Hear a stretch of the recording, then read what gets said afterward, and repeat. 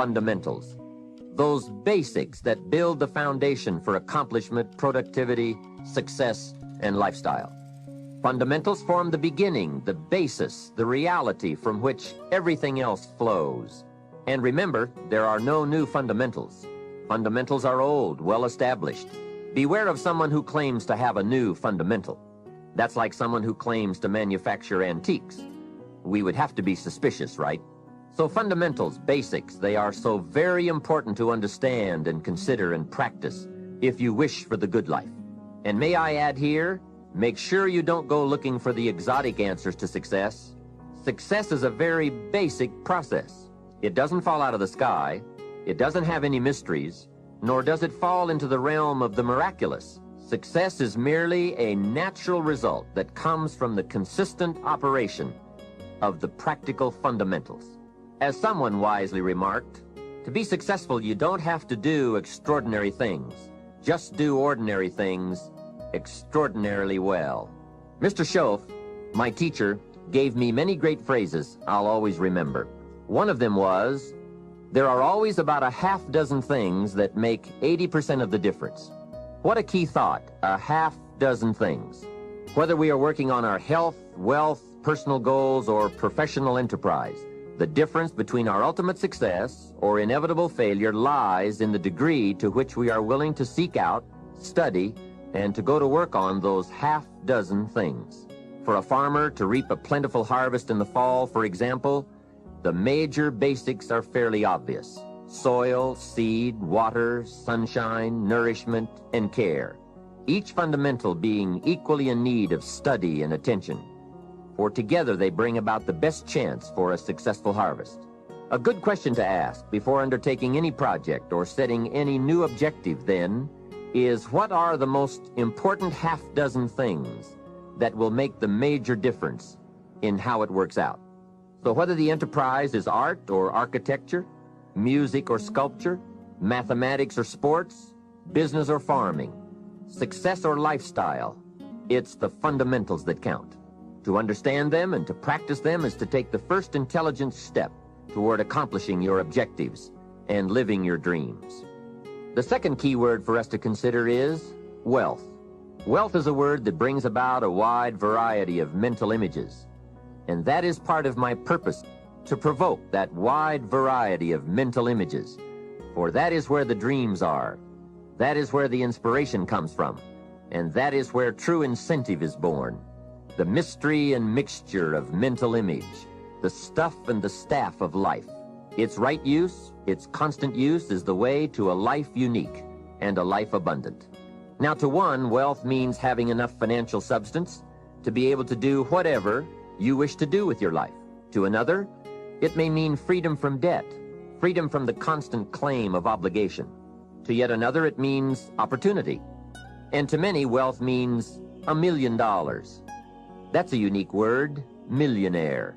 It rings of success, freedom, power, influence, pleasure, possibility, benevolence, and excitement. Not a bad mental image. Now we could talk of the wealth of experience, the wealth of friends, the wealth of love, the wealth of family, the wealth of culture, wealth of many kinds. However, in this program, we are more specifically going to talk about wealth in the sense of financial freedom. Wealth that comes from the conversion of effort and enterprise into currency and equity. For each of us, the amount of money required to be wealthy will differ. But the dream for all of us, I'm sure, is the same. Freedom from financial pressure, more freedom of choice, freedom to enjoy, and the opportunity to create and to share. Wealth, the possession of great financial resources that improves the quality of your life and gives you added dignity and expanded lifestyle. So decide for yourself what wealth means to you. Latch on to your own mental image of wealth. And let's see if the ideas I'm about to bring to you will make sense and perhaps provide you with the inspiration to put the plan into high action so that as the days pass, you will discover a growing sense of freedom and dignity, self-worth, substance, and lifestyle. The next key word is happiness, the universal quest.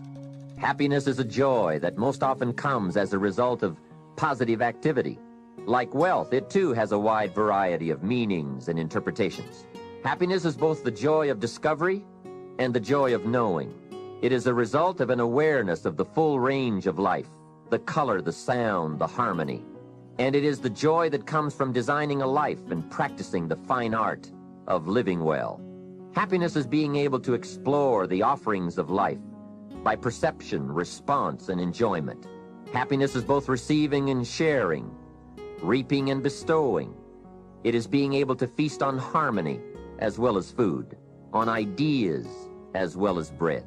Happiness is the deliberate act to create a wider world of experience and awareness. Happiness is having a handle on disappointment. It is being in control of both emotion and circumstance. Happiness is freedom from the negative children of fear, such as worry, low self-esteem, envy, greed, anger, resentment, and so on. Happiness is an awareness and a grasp of the positive power of life and loving values. It is an order of thought, activity, and lifestyle. Happiness is values in balance. It is contact with people of substance. Happiness is contentment with the tasks of your life. It is thought inspired by, organized with, and rooted in your personal philosophy. Happiness is a life well lived, in which a wide variety of experiences are deliberately captured to become an invaluable form of currency for you to spend and invest in your own better future. Happiness is activity with purpose. It's love in practice. Happiness is both a grasp of the obvious as well as an awe of the mysterious. But for most people around us, happiness seems to be either something left behind or something yet to be discovered. Like all the good things in life, happiness is elusive by nature, but not impossible to capture. A major key for bringing joy into our lives lies in the next word we shall briefly examine: discipline. If there is a magic word that stands out above all the rest, this is the one: discipline. Discipline is the bridge between thought and accomplishment, the bridge between inspiration and value achievement, the bridge between necessity and productivity. Remember, all good things are upstream. The passing of time takes us adrifting, and drifting only brings us the negative, the disastrous, the disappointment, and the failure. Failure is not a cataclysmic event. It is not generally the result of one major incident, but rather a long list of accumulated little failings. Failing in life is failing to think today, failing to act today, failing to care, to strive, to climb, to learn, to keep trying day by day.